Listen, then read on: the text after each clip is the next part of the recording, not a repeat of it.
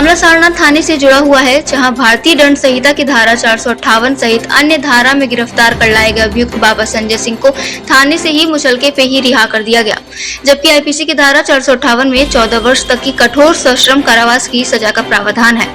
थाना शिवपुर क्षेत्र इलाके के रहने वाले बाबा संजय सिंह पर रात में घर में घुसकर नाबालिग युवती और उसकी वृद्धा दादी को मारने पीटने धमकी देने व अन्य गंभीर आरोपों में शिवपुर थाने में बीते महीने मुकदमा पंजीकृत किया गया था।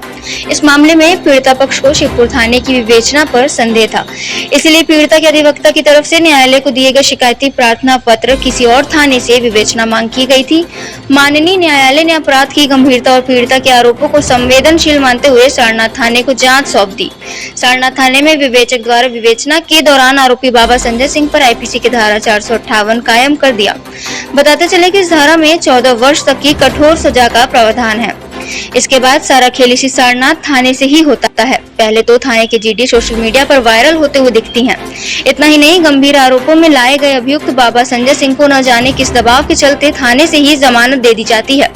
कारण अभियुक्त से जुड़ी हुई स्वास्थ्य की समस्या बताई जाती है। इस खेल को ऐसे समझिए कि जिस अभियुक्त के बारे में माननीय थानाध्यक्ष महोदय ये कहते हैं कि अभियुक्त को हार्ट अटैक आया था, उसी अभियुक्त के बारे में अस्पताल पक्ष ने कहा कि हार्ट अटैक जैसी कोई बात ही नहीं थी।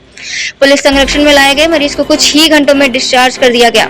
आरोपी अस्पताल से डिस्चार्ज होने के कुछ घंटे बाद से ही विभिन्न क्षेत्रों में अपने गिरोह और आरोपियों के साथ घूम घूमकर व्यंजनों का स्वाद चखते नजर आया।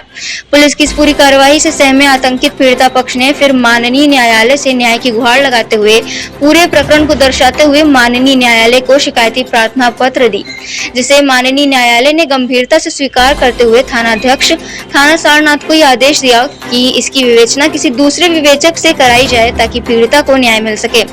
उक्त प्रकरण में कानून के जानकार अधिवक्ता बताते हैं कि यह थाने से दी गई जमानत कच्ची है। इसे पक्की करने के लिए न्यायालय में अभियुक्त का आना जरूरी है, या फिर विवेचक द्वारा विवेचना दौरान चाहे तो पुलिस गिरफ्तार कर सकती है, अगर पुलिस पर ऊपर से कोई बड़ा दबाव ना हो तो।